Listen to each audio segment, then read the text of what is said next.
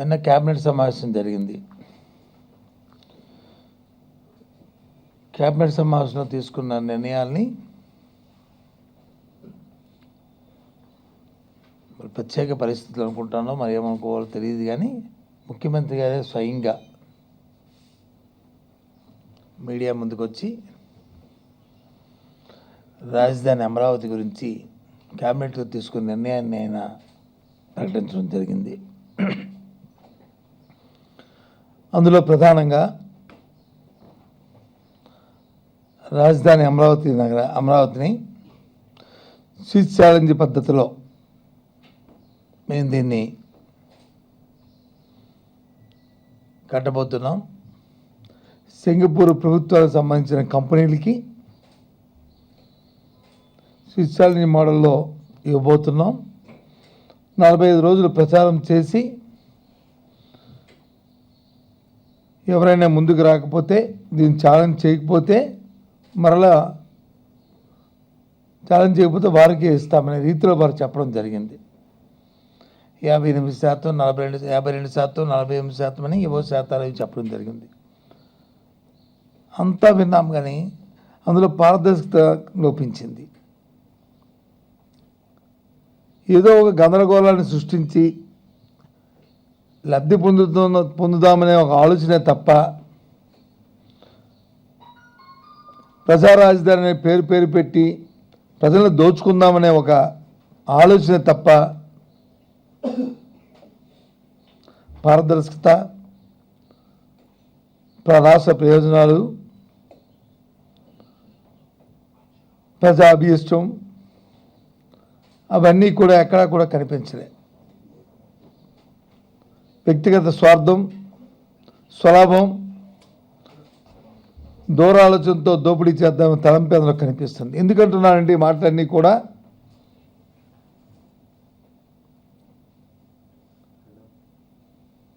ఏదైనా ప్రభుత్వం ఒక కార్యక్రమాన్ని తలపెట్టినప్పుడు గ్లోబల్ టెండర్లు పిలిచి ప్రపంచవ్యాప్తంగా ఎవరైతే కాంపిటీటర్స్ ఉన్నారో, ఎవరైతే మంచి నిపుణులు ఉన్నారో వారితోనే ఆ కార్యక్రమాన్ని రూపొందించిన సందర్భం, నేపథ్యం. కానీ దురదృష్టం, ఈయన మీద అభిమానంతో వచ్చారంట పాపం సింగపూర్ కంపెనీ వాళ్ళు. ఆ సింగపూరు దేశంలో ఉన్న కంపెనీలు అవి ఏమైనా మదర్ తెరీసా లాంటి ట్రస్ట్లని అడుగుతున్నాను. లాభాపేక్షతో కాకుండా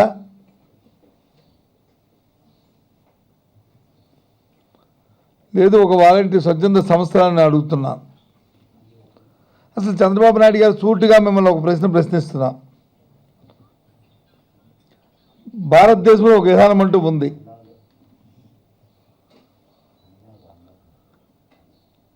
నిన్న కాక మొన్న, అంటే గత సంవత్సరం 15వ సంవత్సరంలో భారతదేశ ప్రభుత్వం నియమించిన విజయ్ కల్కేర్ KELKR కల్కేర్ నేతృత్వంలో ఒక కమిటీని ఏర్పాటు చేసి క్షుణ్ణంగా పరిశీలన చేసి ఇలాంటి ప్రభుత్వ రంగ సంస్థలు ఏదైనా సరే, ఒక నిర్మాణ సంస్థలు కానీ ముందుకు వెళ్ళాలంటే ఏ విధమైన నిర్ణయాలు తీసుకోవాలి, ఏ విధమైన కార్యక్రమాలు చేయాలని చెప్పని వారి మీద ఒక కమిటీని వేస్తే సుమారు 8 మంది సభ్యులతో వేసిన కమిటీ అది. అందులో చిన్నవాళ్ళు ఎవరు లేరు. నాయుడు గారు ఉన్నారు, chairman and managing director, Indian infrastructure finance company limited. అలాగే Pradeep Kumar, managing director, corporation bank group, state bank of India, వారొక మెంబర్ కింద ఉన్నారు. అలాంటి పెద్దలందరూ ఉన్న ఆ కమిటీ, ఈ క్యాల్కర్ కమిటీ, వారు క్షుణ్ణంగా పరిశీలన చేసి 2015లో నవంబర్ నెలలో ఒక రిపోర్ట్ను కూడా ప్రభుత్వానికి సబ్మిట్ చేశారు. సుప్రీంకోర్టు గైడ్లైన్స్ కూడా ఉన్నాయి. అవన్నీ ఉంటూ ఆ కమిటీ కూడా ఏమని చెప్పింది, మనకి ఏమని చెప్పింది,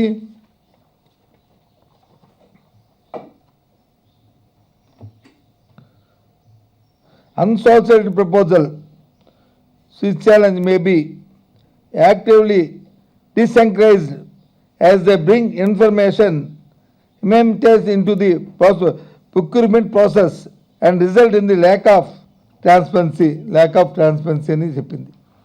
అది కాకుండా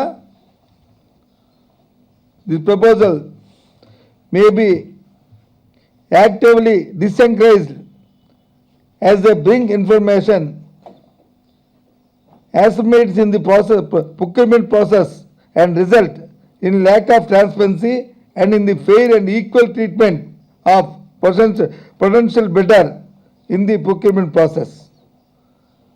So, మళ్ళీ ఆఖరిలో కూడా ఏం చెప్పింది, switch challenge risk the danger of encouragement opportunity in the bidding process అని చెప్పింది. ఈ రిపోర్ట్ మేమేమి చెప్పింది కాదు, report of the committee of reinvesting public private partnership model of infrastructure number 15 department of economic affairs minister of finance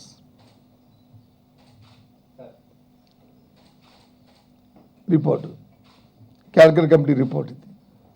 ఈ report ఉంటుండగా ఇది వచ్చి భారతదేశ ప్రభుత్వం దీన్ని అనుసరించవలసింది కానీ అన్ని రాష్ట్ర ప్రభుత్వాలు కూడా సర్క్యులేట్ చేసిన తర్వాత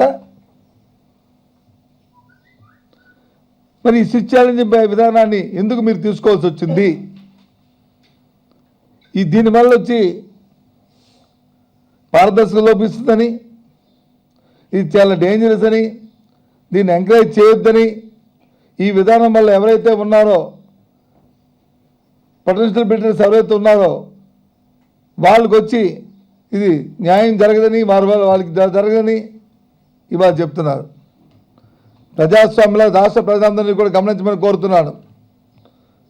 ప్రజాస్వామ్యంలో ఒక ముఖ్యమంత్రి స్విచ్ ఛాలెంజ్లో ఒక కంపెనీతో మేము రాష్ట్ర ప్రభుత్వం ఒప్పందం పడ్డాం, ఈ స్విచ్ ఛాలెంజ్కి వచ్చి వాళ్ళకి ఇస్తున్నాం, దీన్ని మీరు కాదని చెప్పి ఛాలెంజ్ చేసి ఎవరైనా ముందుకు వస్తే మీకు ఇస్తామంటే భారతదేశంలో కాదు ప్రపంచ దేశాలు ఎవరైనా ముందుకు వస్తారండి?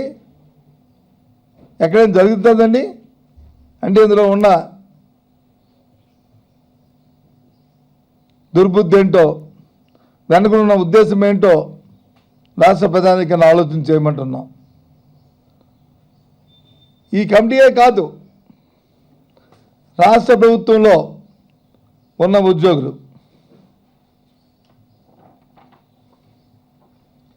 AP infrastructure department secretary Ajay Jain, ఆ రోజు ఉన్న అజయ్ జైన్ గారు ఉంటూ ఈ మెథడ్ని ముందుకు తీసుకొచ్చి దీని మీద అంటే ఆయన క్లియర్గా చెప్పాడు, సుప్రీంకోర్టు డైరెక్షన్ ఉంది, దాన్ని మనం అబ్జర్వ్ చేస్తూ దాన్ని ఎందుకు మీరు డైవర్ట్ చేస్తున్నారు అని చెప్పి ఆయన అడిగిన మాట వాస్తవమా కాదా.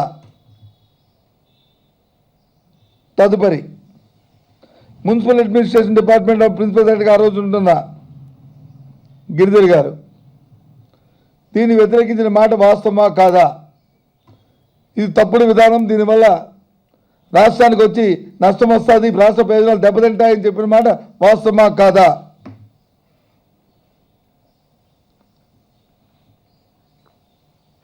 ఫైనాన్స్ డిపార్ట్మెంట్ ఉన్న రమేష్ అనే అధికారి స్విచ్ ఛాలెంజ్ మెథడ్ వచ్చి సుప్రీంకోర్టు డైరెక్షన్ ఉన్నది, ఈ డైరెక్షన్ ప్రకారం అది కాదు కాబట్టి అన్ని డిపార్ట్మెంట్లు ఈ విధానాన్ని మీరు ఆ డైరెక్షన్ని మీరు అమలు చూసుకొని తద్వారా మీ తాలూకు కార్యక్రమాలు నిర్వర్తించని చెప్పిన మాట వాస్తవమా కాదా. నిన్నటి రోజు సాక్షాత్తు ముఖ్యమంత్రి ఒప్పుకున్నారు, నేను సిఐడి చైర్మన్గా ముందు నిర్ణయం తీసుకొని దీన్ని ప్రకటిస్తున్నాం, ఇది సిఎస్ గారి దగ్గరికి వెళ్ళింది, అక్కడి నుంచి మళ్ళీ వస్తుంది ఫైల్ అని చెప్పని అన్ని పత్రికలు కూడా ప్రధాన కార్యదర్శి దీన్ని వచ్చి వ్యతిరేకిస్తున్నారని చెప్పింది వాస్తవమా కాదా. ఎందుకు బాబు గారు, సెక్రటరీ బిజినెస్ స్కూల్స్ ఉన్నాయి, దేశమంతా గగ్గోలు పెడుతుంది, ఈ విధానం మంచిది కాదంటుంది, మరి అలాంటప్పుడు ఈ విధానాన్ని ఎందుకు మీరు అవమానించవలసి వస్తుందని సూటిగా ప్రశ్నిస్తున్నాం. ఏం ఇందాక మాటల్లో వింటున్నాను, కొన్ని పత్రికలో చదివాను. ఎవరున్నారండి ఈ రాష్ట్రంలో, ఈ దేశంలో? అన్ని పనికిమాలిన కంపెనీలు, అన్ని పనికిమాలిన వాళ్ళు అని. అంటే దేశంలో ఉన్న కాంట్రాక్టులు, దేశంలో ఉన్న నైపుణ్యత, దేశంలో ఉన్న వీళ్ళు పనికిరాని వాళ్ళ? నీకు వచ్చి మూటలు మోసేవాళ్ళు, నీకు ఒత్తాసు పలికే వాళ్ళు, నీకు మూట సంచులు తెచ్చేవాళ్ళు, వాళ్ళందరూ కూడా నీతిమంతులా? మీరు నీతిమంతులా?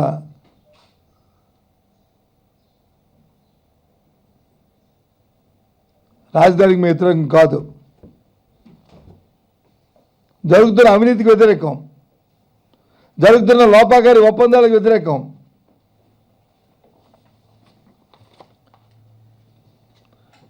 ఒక క్లాజ్ అంటండి, ఒక ప్రధాన పత్రిక రాసింది ఏమని, ఒప్పందం రద్దు చేస్తే భారీ పరిహారం అంట.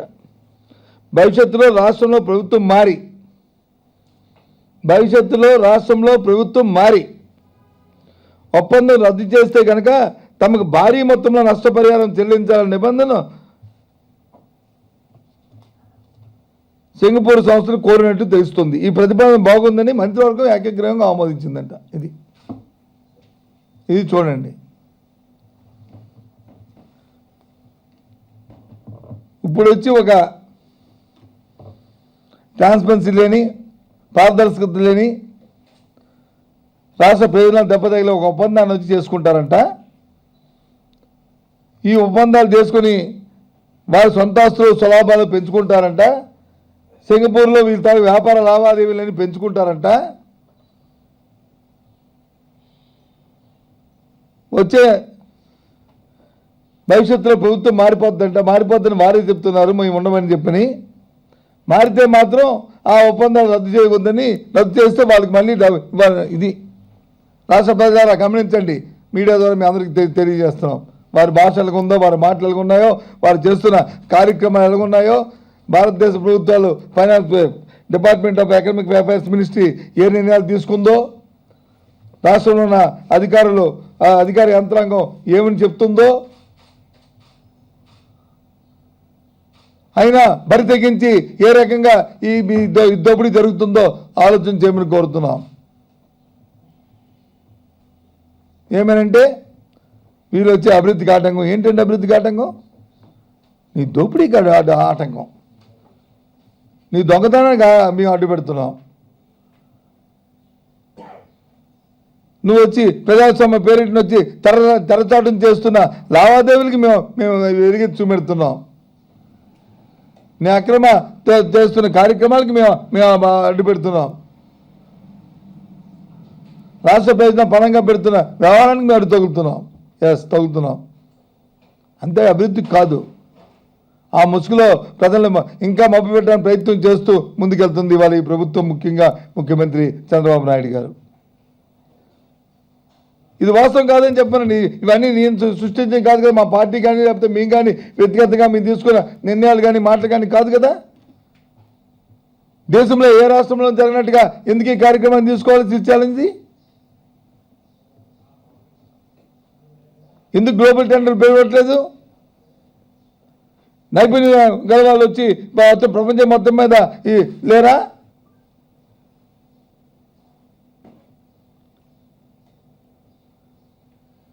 పూర్తిగా ఇది ఒక అక్రమ ఒడంబడిక. దీనివల్ల రాష్ట్రంగా మాత్రం ఒక్క ప్రయోజనం కూడా జరగడం కాకుండా రాష్ట్ర ప్రయోజనాలు దెబ్బతింటూ ప్రజా ధనాన్ని దోపిడీ జరుగుతున్న వైనం. దీన్ని పూర్తిగా వ్యతిరేకిస్తున్నాం. ఏ రాజధానికి సంబంధించిన ఏ అంశాన్ని అయినా సరే పారదర్శకతతో గ్లోబల్ టెండర్ పిలవాలని, ఏవైతే మనకు మార్గదర్శకాలు ఉన్నాయో, కేంద్ర రాష్ట్ర ప్రభుత్వ నియమాల నిబంధనలు ఏవైతే ఉన్నాయో ఆ నిబంధనల ప్రకారం జరగాలని వైఎస్ఆర్సీపీ పార్టీ డిమాండ్ చేస్తుంది.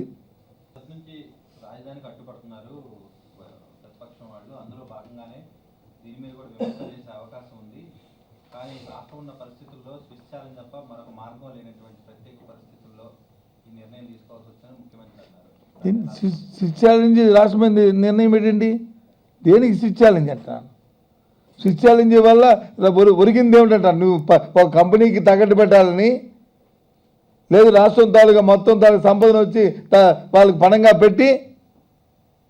పెట్టాలని మీరు అక్రమార్జన సంపాదించుకోవడానికి చేస్తున్న కార్యక్రమం ఇది కాదని చెప్పి కమిటీ నిపుణుల కమిటీ చెప్తుంటే దేశం మొత్తం మీద ఇది ఎప్పుడు 20 సంవత్సరాల కింద చెప్పింది కాదు.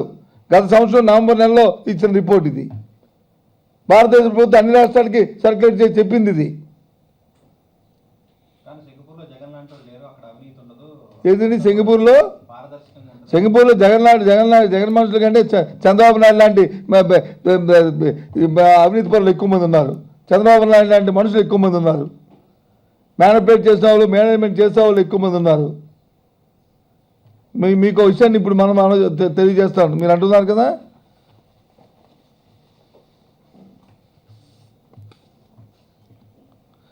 రాష్ట్ర రాజధాని మాస్టర్ ప్లాన్ ఒప్పందంపై సింగపూర్ ప్రతినిధిగా సంతకం చేశాడు టోయంగ్ అనే వ్యక్తి.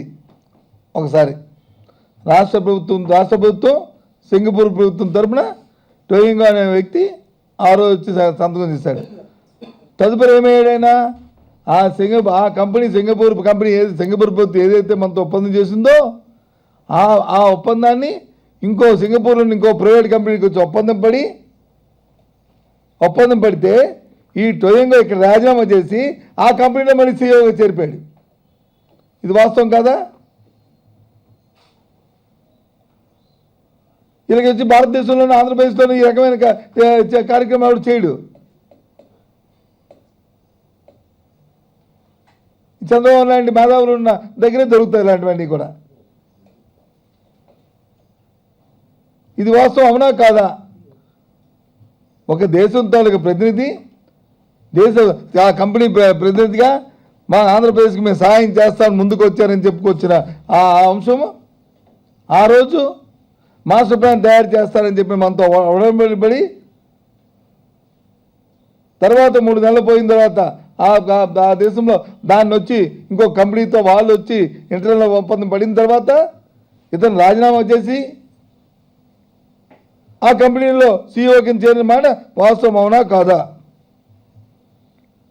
ఇగో చూడండి, మాస్టర్ డెవలప్మెంట్ అసెండర్స్తో కలిసి కన్సార్టింగ్ ఏర్పడ్డ సుర్బాన్ జురాంగ్. ఇది వాస్తవం కాదా? ఇది ఎక్కడైనా దేశంలో మన దేశంలో జరుగుతుందా? ఇదా పారదర్శకత? ఇదా నీతివంతమైన నిజాయితీ అయిన కార్యక్రమం అయింది ఇది. అంటే ప్రపంచంలో సింగపూర్ కంటే ఎక్కడా కూడా లేదు అనేది. ఇక్కడ సింగపూర్ అనేది కాదు సమస్య, ఇక్కడ చేస్తున్న కార్యక్రమం. అది సింగపూర్తో చేసినా, జపాన్తో చేసినా, లేదు ఇంకొక దేశంతో చేసినా విధానం తప్పనే విషయాన్ని మనం చేస్తున్నాను. గ్లోబల్ మీటింగ్కి వెళ్ళండి. ఇదిగో మా తాలూకా మా నామ్స్ ఇవి, మా రూల్స్ ఇవి, మేము ఈ భూమిని కేటాయిస్తున్నాం, లేకపోతే మా తాలూకా మాస్టర్ ప్లాన్ ఇది, ఈ ప్లాన్ ప్రకారం మాకు కట్టివ్వాలి, మా ఆలోచనలు ఇవి. అప్పుడు దాని మీద డిస్కషన్ జరుగుతుంది. దాని మీద ఎవరెవరి అభిప్రాయాలు వస్తాయి, వాళ్ళ ఆఫర్స్ వస్తాయి, దాని మీద మాట్లాడండి గ్లోబల్ మీటింగ్ తరఫున. అధికారి ఇంత నువ్వు కరెక్ట్గా చేస్తే ఇంతమంది అధికారులు ఎందుకు వద్దంటారు? వీళ్ళందరూ అవినీతి పనులేనా? చంద్రబాబు ఒక్కడనే దేవుడు పెట్ట? ఏం మాట్లాడతావే నువ్వు చెప్తుంది? జగన్మోహన్ రెడ్డి అడుగులని అడుగుతావు. చంద్రబాబు నాయుడు వచ్చి దేవుడు పెట్టానా, మిగతా వాళ్ళందరూ వచ్చి అందరూ ఇదా? కాదు, ధర్మం కాదు కదా ఇది. ఏమేంటి ఇది? ఏది బెటర్? ఇది బెటర్ ర్యాంక్ ఏది? అందుకనే ఈ రాజీనామా చేసి అక్కడ చేరాడు. రాజీనామా చేసి అందుకే చేరాడు అక్కడ. ప్రభుత్వంలో ఒక అధికారి చేసి ఇక్కడ వచ్చి సీఈఓ కింద, ఇక్కడ ప్రభుత్వ అధికారి కింద వచ్చి ప్రభుత్వం తరఫున వచ్చి ఇక్కడ ఎంఓఏ సైన్ చేసి అక్కడికి వెళ్ళి ఆ కంపెనీ ఇంకో కంపెనీతో వచ్చి వడంబడిపడి ఇక్కడ రాజీనామా చేసి ఆ కంపెనీ సీఈఓ కింద వెళ్తే ఇంకెక్కడ ఉంది నీకు? చూడండి రాష్ట్ర ప్రజల ఎక్కడ ఎంత పారదర్శకత ఉందో, ఎంత న్యాయం ఉందో, ఎంత ఉందో. ఇలాంటి దోపిడీలు చేసుకోవడానికి ఇలాంటి కార్యక్రమం ఇప్పుడు ఈ స్విచ్ ఛాలెంజ్. సింగపూర్ ప్రభుత్వం మీద కూడా మీకు నమ్మకం లేదు.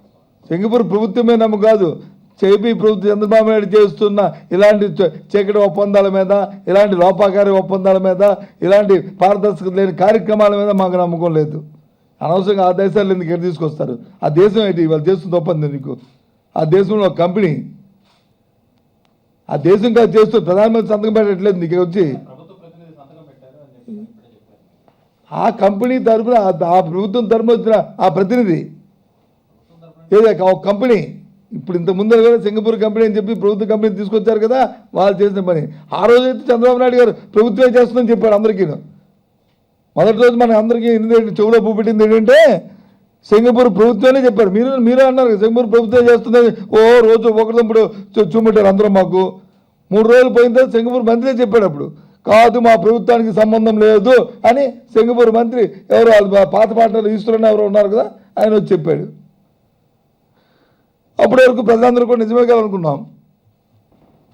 ఇప్పుడు నిన్న వచ్చింది 74%, 74.5% సింగపూర్ ఈక్విటీ ఉంది అని అంటున్నారు. సరే ఎంత ఉందో తర్వాత చూద్దాం, అవన్నీ బయటకు వస్తాయి తర్వాత, ఈక్విటీలో వ్యవహారాలు ఇవన్నీ.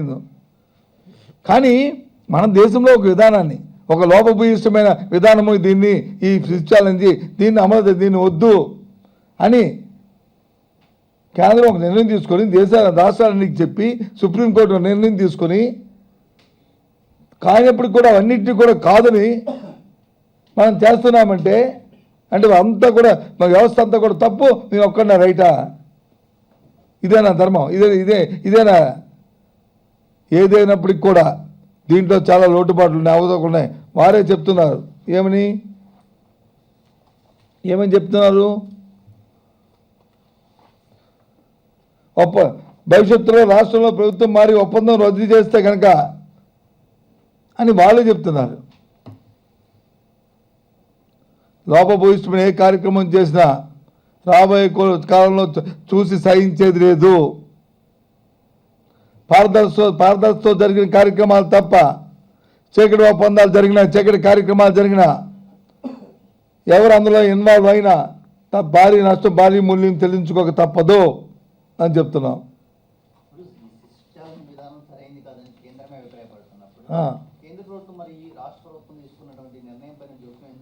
రేపు వస్తాయి, జోక్యం చేసుకోదు. ఇచ్చిన నిధులు అవన్నీ కూడా నీ ఫ్యూచర్లో వస్తాయి. దాని కాంప్లికేషన్లు అన్నీ అవి ఎందుకు ఇప్పుడు మానవుడితో చెప్పడం? అవి మానవుడితో చెప్పామనుకోండి, వీళ్ళు అడ్డుపడుతున్నారు వద్దంటున్నారని అని కొన్ని సోదరులు కొన్ని పత్రికలు ఉన్నాయి, కావాలి మాట్లాడతారు. అవన్నీ మనం చెప్పాలి. ఇప్పుడు వాళ్ళే చెప్తారు, దానికి సమాధానం కేంద్రమే చెప్తుంది, మనం చెప్పలేం కదా కదా. అది రేపు రాబోయే కాలం జరిగేది అదే కదా. అది ఇవాళ ఎందుకు మనం ఊహించుకొని ఆ పాపం మాట ఆ తప్ప ఆలోచన మనం చెప్పడం ఎందుకు? ప్రజలు ఆలోచించి కూడా తెలుస్తుంది అవన్నీ కూడా. ఇప్పుడు మీరు అడిగారు కదా సామాన్యులు, మీరు అడిగింది సామాన్యులు తనకు మాట కదా, మీ మాటగా కాకుండా అడిగింది ఆలోచన కదా. మీరు అంతేనా? దురాలోచన అడిగింది కాదు కదా. మరి ఇంకేమి? అలాగే అందరూ అడుగుతారు. రేపు కేంద్ర విధానానికి విరుద్ధంగా ఉన్నప్పుడు కేంద్రం వచ్చి ఏ రకంగా దీన్ని ఆపాదిస్తుంది? సరే, ఇంకా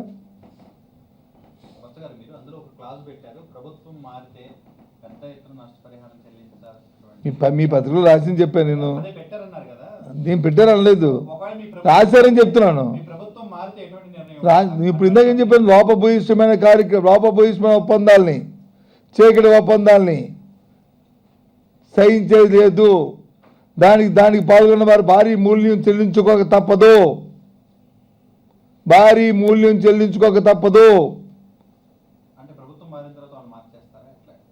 ఎలా అనేది తర్వాత తెలుస్తుంది. నువ్వు తప్పు చేస్తే మీ ఎండీ గారు నిన్ను ఉద్యోగం ఉంచుతారండి బాబు? ఉంచుతారంటే మరి నాకు తెలియదు. మరి కాబట్టి ఆ కార్యక్రమాన్ని దీన్ని పూర్తిగా కూడా స్విచ్ ఛాలెంజ్ విధానాన్ని కాకుండా గ్లోబల్ టెండర్కి వెళ్ళాలి. కేంద్ర దేశంలో ఉన్న విధానాలతోనే అవలంబించాలి.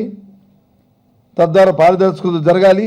సొంత లాభం కోసం, సొంత అపేక్ష కోసం, ధనార్జన కోసం, అవినీతి కోసం రాష్ట్ర ప్రయోజనాలు తాకట్టు పెట్టదని హెచ్చరిస్తున్నాం.